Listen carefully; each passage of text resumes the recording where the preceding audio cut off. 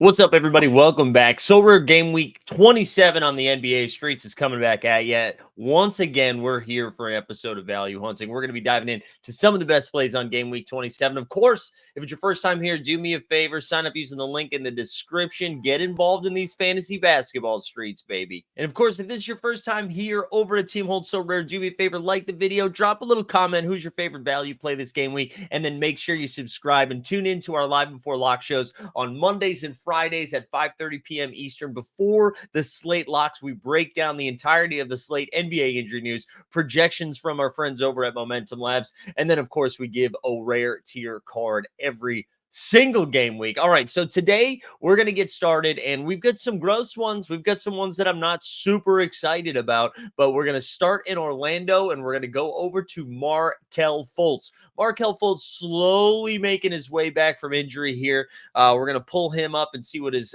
card's looking like for his year 2 limited. You can find that for $4.47. The rare's got a nice little jump up, though, to $43. Markelle Fultz and the Magic have how many games this game week? We got two game weeks. He's got a cap of 19 and projects for almost 35 points. So we like that. Fultz, again, has missed a ton of time. There's obviously some big injury risk with somebody like Markelle Fultz. However, look, when he came back for game week 25, dropped an 11 against the Sixers, then a 27 against the Heat.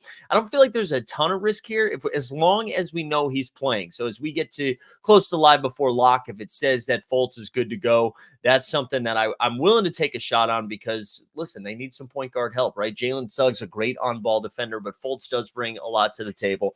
So let's start with Markelle Fultz. Cap of 19, projects for 34. Next up, we're going to go north of the 20 cap, which normally we don't do that.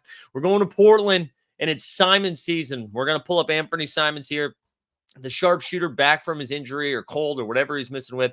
His year 2 card sitting here at $13. The year 2 rare at $55. Only 2 Simons on the market. Goodness. And his year 2 is actually cheaper than his year 1. That's kind of a little bizarre here. I'm surprised by this. If we look at his recent performances, right, nothing too crazy, which is why his cap has come down. You see 42, 32, 21, 27. And then he's got a game against the Rockets. We can see how that goes this for the rest of this game week. Excuse me. One thing that I'm interested about Simons, Malcolm Brogden, the trade rumors are starting to heat up a little bit, and Brogden's actually been playing pretty well for the Blazers. It actually sounds like he might be going to New York. But if that happens, it's going to, obviously it impacts Scoot Henderson, who'll now get like the main ball handling duties, but Simons is their scorer. He's their main guy. Also, Jeremy Grant is being thrown around in the trade talks quite a bit as well, which again would be a lot of shots leaving Portland. And when I look at the Portland roster, looking towards the future, right, they're hanging on to Scoot Henderson, obviously, Shaedon Sharpe they like. I would imagine Anthony Simons stays there as well. So I like the opportunity of his, not only for this upcoming game week, right? Because this upcoming game week, he does project really well. He's got a cap of 28, projects for over 40 fantasy points. And he's got 2 games this game week, and they're not back-to-back. So I do really like Anthony Simons quite a bit. So we'll fire that up. But even in the future, I kind of like that as well. All right, next up, we're going to go back to Memphis. We'll look at our friend Luke Canard here, who his cap has still been like pretty steady at 22, I believe, right? Is that what we're looking at, Luke?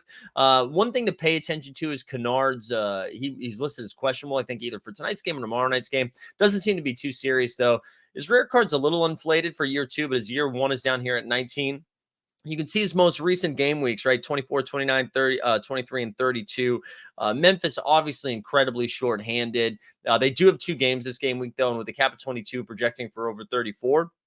I think you can go right back to that well with Luke Canard or any of the Memphis Grizzlies. I will say the Grizzlies are starting to even out a little bit. The last couple of game weeks, right? It's like, oh, you're going to play John Conchar. You're going to play Vince Williams Jr. You got to play every single person that has a Memphis Grizzlies jersey, Xavier Tillman. I don't know if that's the case as much anymore, but Canard, out of all of them, projects to be the best.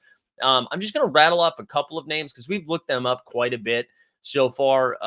And so there's no need to like dive back into it. But over in Detroit, Jalen Duren, if you're looking for a middle of the road play that could get you there in contender and in champ, he's got a cap of 33 and he projects for 45 fantasy points. Then you get Emmanuel Quickly, who we've talked about it a lot. And then like a couple game weeks, we stopped talking about him. His cap is now at 34, but he does project for over 45 fantasy points. So that's pretty solid too. But we're going to go back to Portland. I know we just talked about this man potentially getting traded. So that obviously brings some risk involved, but I wanted to go to go to actually look at what Malcolm Brogden, his numbers look like. Now, Brogden, if he does get traded, I'm not as interested in it. Wow, he's only got no rare tier cards available. You can see his limited year 1 is going for 815. His year 2 is going for 11. So his cap is down to 27. Let's look at his most recent. You had a 36 against the Nets, a 53 against the Pacers, a 49 against the Lakers. Kind of an ugly game against the Thunder, only 22. Has the Rockets coming up. We've already said they've got 2 game weeks and they're not back to back. Obviously, you pay attention to trade rumors because if he does go to the Knicks, like he ends up being a good basketball fit for them, like something that they would definitely need to add. But I don't know if he becomes like a solid Sorare play moving forward. But Brogden is definitely somebody that's popping this game week. As long as he's still on the Blazers, I'm still willing to roll him out. And then it feels like the Blazers this game week are what the Grizzlies were the week before and the Pistons the week before that. Jabari Walker's been playing really, really well for them. Not Jabari Smith, who I also like as well. But Jabari Walker here, you see his limited card is only 4. His year 1 rare is 23. Jabari is somebody we talked a ton about last year during year 1. It feels at the end of the season where the Blazers were playing like a high school team and Portland was coming out and playing for the team.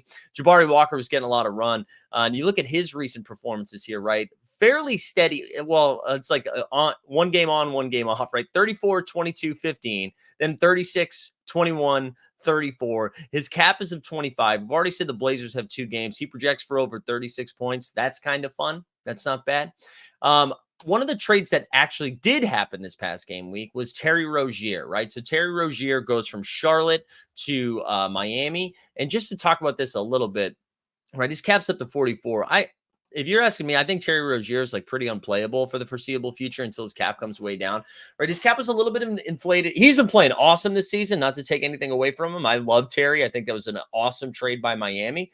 But there was he had a nice run with no LaMelo. Then LaMelo came back and he's pretty limited. Terry's been very efficient.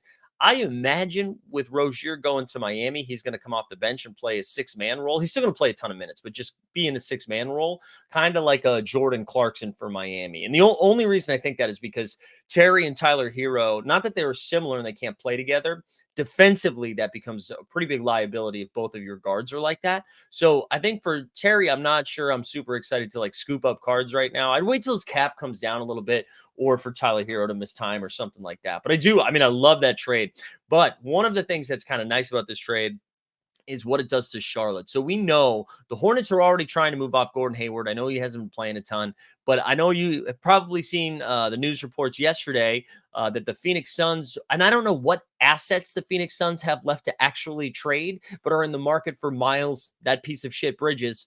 And so if that happens, I mean, Bridges probably continues to be a fine play for Charlotte, but what that really does is open things up for Brandon Miller, because honestly, PJ Washington's probably not going to be on the Hornets that much longer either. You're going to see the Hornets probably be like a LaMelo Ball.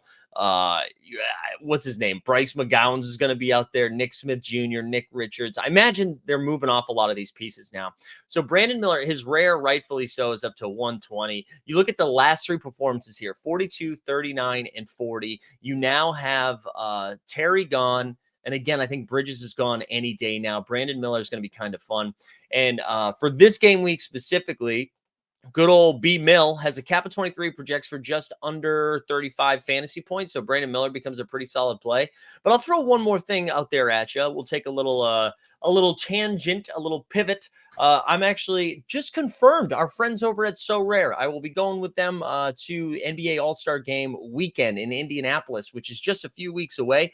And I have no idea what contests they're going to be doing. But if it's similar to last year, you were able to put together lineups for the rookie second year game, right? That happens on Friday night. They didn't have any celebrity cards, so you can't do the celebrity game. But the rookie sophomore game, you also had the Saturday night 3-point contest and slam dunk contest, and then on Sunday the All-Star game itself, right? So somebody like Brandon Miller is pretty much a lock to play in this.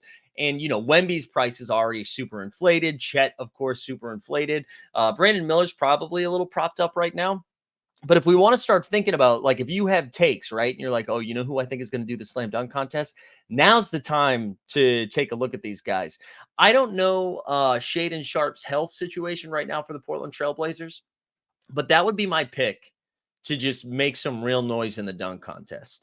So keep an eye out. I'll throw another one out there. I don't know if he'll play in the rookie game. Marcus Sasser for Detroit. That guy I could see in a game like that just taking a ton of threes. But anyways, if you have any takes on the three-point contest, the dunk contest, now's the time to probably start taking a look at scooping some of those. Of course, none of this is financial advice, but if you're trying to participate in those games, I would start thinking about that right now. And also, hey, if you're in Indianapolis or you're going out there for the All-Star game, get at me. Let me know. Let's have it. We'll do a little So Rare team hold meetup, grab some brujas, watch some hoopy hoops, So hit me up for that.